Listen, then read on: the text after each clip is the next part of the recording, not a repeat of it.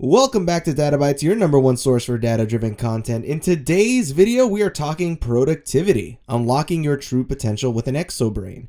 Now, that concept might seem new to you. I imagine it would. It was new to me, and I've never even heard of it. And I wish I had, because an Exo-Brain is a very, very powerful tool that really supercharges your ability to learn and supercharges your learning in general and helps you navigate life with a lot more assurance, a lot more confidence.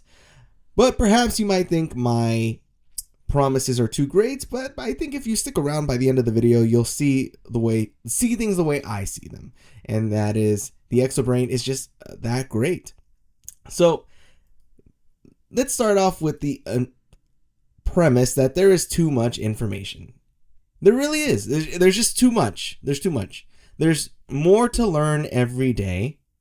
The rate of data creation has increased exponentially, and it's impossible to remember it all.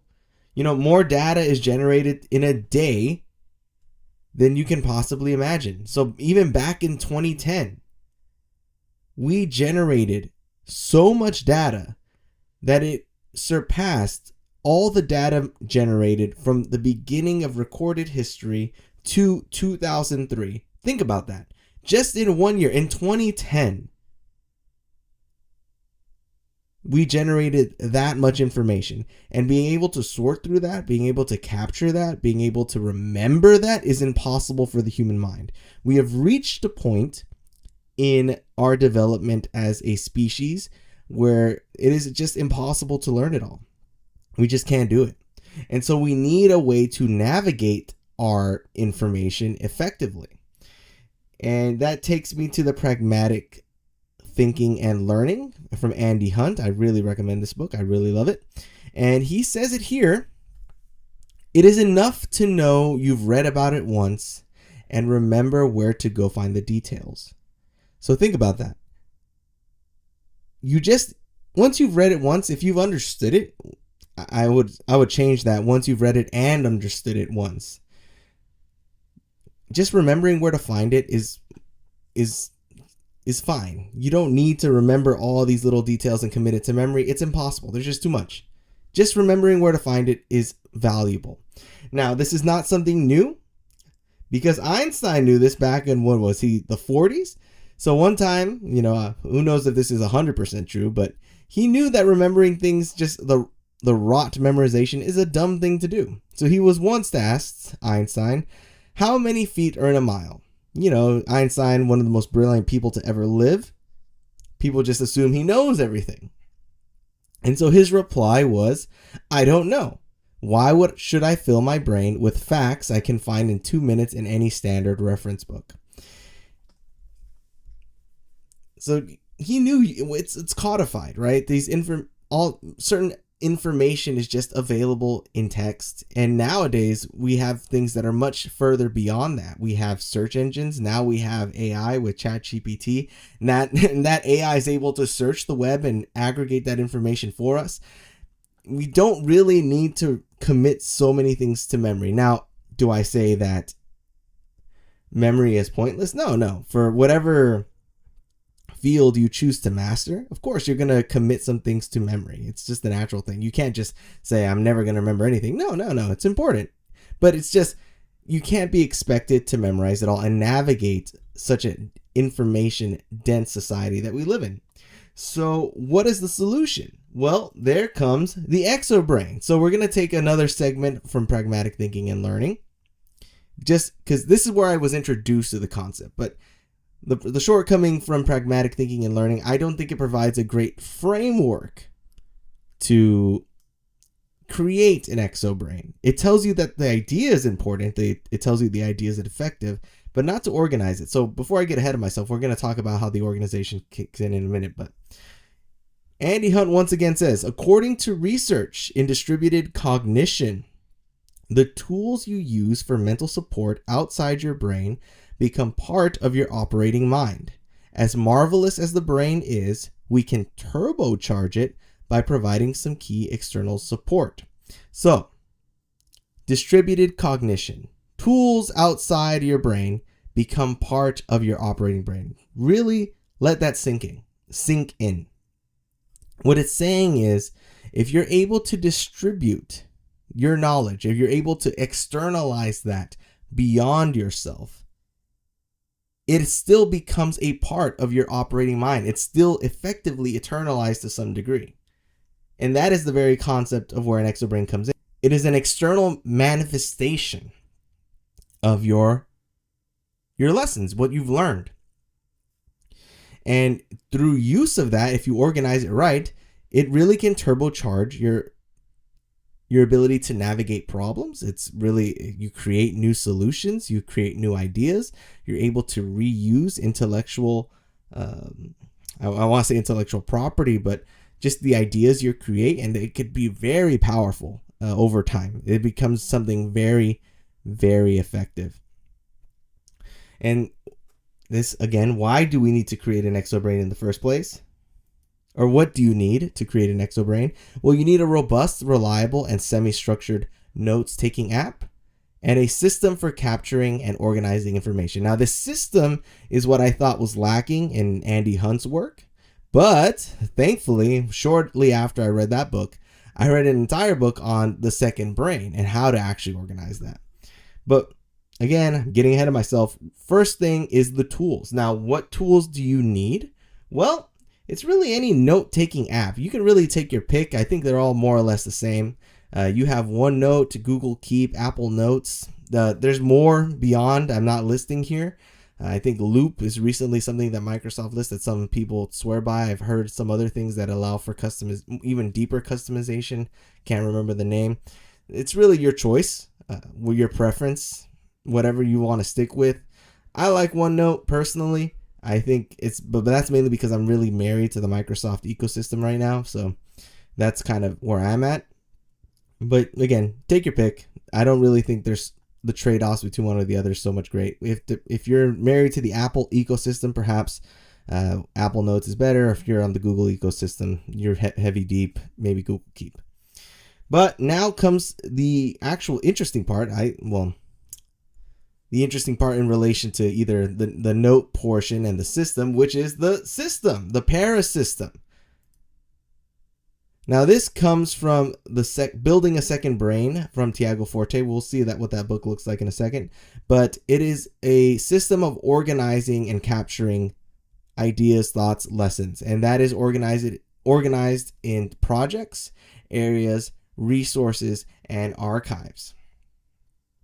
Now, the parasystem is a project-oriented system. That's something important to note. So the benefit here, now here's the cover. Remember everything, achieve anything with Building a Second Brain, the proven method to organize your digital life and unlock your creative potential by Tiago Forte. The benefit of the parasystem is organizing for actionability. And what's actionable is always changing. And so what is important at any given time is always changing. What you're focusing on is always changing. And so the parasystem is meant to support that. You might be working on one thing specifically right now. You're building resources to try to solve a problem. And then once that's done, that's no longer your focus. So you need a way to put that away, record that away. And that is what the parasystem will help you do effectively.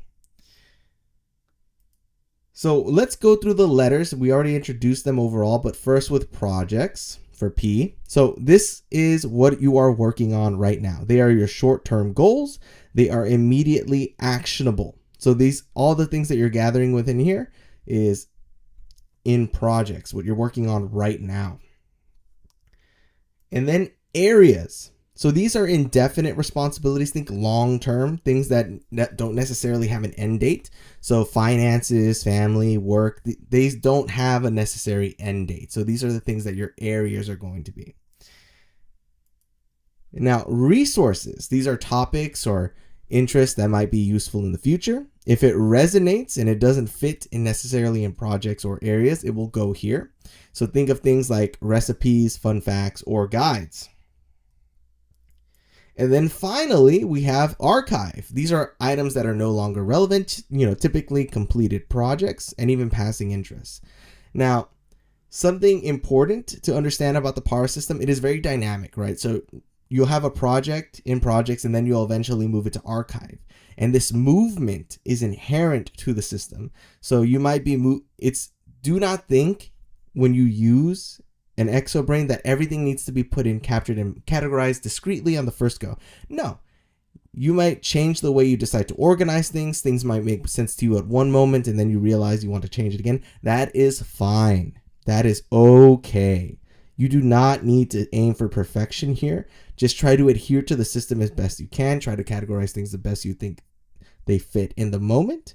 In fact, sometimes you might not even categorize them right away. You just want to capture something and just kind of have it floating a bit, and maybe you'll reclassify it later. That is okay. You do not need to, don't get so hung up on the fact that you need to organize it perfectly.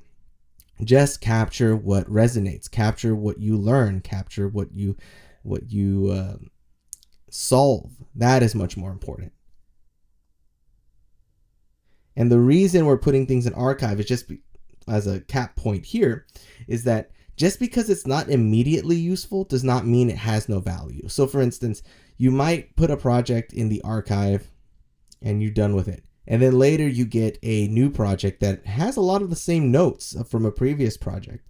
Well, guess what? You can go back into your archive and reuse what you've done, or reuse the, access the resources that you accumulated to solve that project to speed up the subsequent project, the subsequent handling of a very similar problem. So the overview of the Para system, again, we have projects, your short-term efforts in your work or life that you are working on right now. We have areas, long-term responsibilities that you want to manage over time, resources, topic, or interest that might be useful in the future, and then archives, inactive items from the other three categories. And with that, I think the best way to handle things now is looking at my Exo-Brain. So with a little bit of movie magic, we're going to snap right over to my Exo-Brain so you can see what it looks like. So voila, we are now in my Exo-Brain. I have this nicely organized here. Let's actually get this all put together. So I have a personal journal. I don't know if I want to keep it, the personal one, side tangent, just because it's here. I think it's better if you have one single source of truth. I think fragmentation kind of breaks things up. So learn a lesson from me. I think just keeping one is better than having two. Now, here I have the DataBytez, my DataBytez Exo-Brain. And I have, again, here are all the Para parts, projects, areas, resources, and archive. Now, I recently did a timesheet, and currently I like to do things right now with this. I have this post-mortem analysis of what creating that timesheet was like, looking at my hurdles, looking at challenges, creating the tools I had to create, which are also here, but are linked in a different area. That's currently how I want to organize it. I collected things like time card certifications, how to create a digital ID in Microsoft, in Windows, and this is irrelevant, but that is what the project portion looks like. When I look at areas, I have social media and marketing here, ideas that I put together. Resources, this is a big one for me. So I have different things here. I have operating, programming concepts, project management. There are different resources I can pull from here. I think programming is the one I like right now. So I recently finished a book on dependency injection, fantastic book, and you can see it here, Dependency Injection Principles, Practices, and Patterns by Mark Seaman and Stephen Van Dersen. I think I'm pronouncing his name right. Apologies if I'm not. Fantastic book. If you are a programmer, want to learn programming, and have, not for beginners, I will say that, but if you've done a good deal of projects under your belt, you really understand your language fairly well to the at least intermediate level, if not advanced, definitely read this book. Fantastic. It explains dependency injection and writing decoupled code, loosely coupled code, very effectively. And it presented very new ideas, from design patterns to creating visibility in the dependencies that your consumers depend on. Anyways, I don't want to make this a programming discussion, but this is what the capturing of these information looks like. I've entered these pages, I've entered the examples, and when I want to revisit that, I don't even have to open the book. I just need to open up my second Exo-Brain. I have examples, I have output, I have all these tables here. Now, of course, how you do this depends on you. I like this thing. I like doing it a little bit more structured. Sometimes it doesn't even have to be this structured. You could just put a couple pictures, a couple snippets. But I like things like this. This is just my preference. It's the best way I can categorize my information. And I think when you look back on it, it'll help make things a lot more clear. But this is the power behind it. So the reason why I lament not learning about the Exo-Brain sooner is because I've read a lot of books. And I wish I had done this as I went along, because my Exo-Brain would be a lot more full. I find it pretty bare bones in proportion or in relation to the amount that I've learned and I've read. And it would have been better to codify that information as I went along in this kind of system. So the sooner you learn this and the sooner you utilize it as it's meant to be, the more powerful this becomes. And you can imagine over a lifetime, all the lessons that you've accumulated, all the resources you've compiled. That's really valuable. That's really valuable. And you can look at it like this too. Like what I'm capturing here from what I've learned, I can repackage this as a lesson. And I don't even have to try that hard. I have the examples. I have everything here. As I fill in my Exo-Brain, as I populate it, guess what? I all of a sudden have another lesson to share with you guys in the future. And I'm killing two birds with one stone. And it becomes very natural because I like learning new things and I like sharing the things I learn. So this is very effective. And I cannot stress enough how much I encourage you to do this, because as you get similar, you'll find that you'll encounter similar projects, similar problems over and over again, especially if you stay within the same field. Or even if you move tangentially, or maybe just completely fields in general, you might see similar patterns of problems and are able to reapply things that you've learned. It's just invaluable. Anyways, go out and start making your Exo-Brain. Pick your app of choice.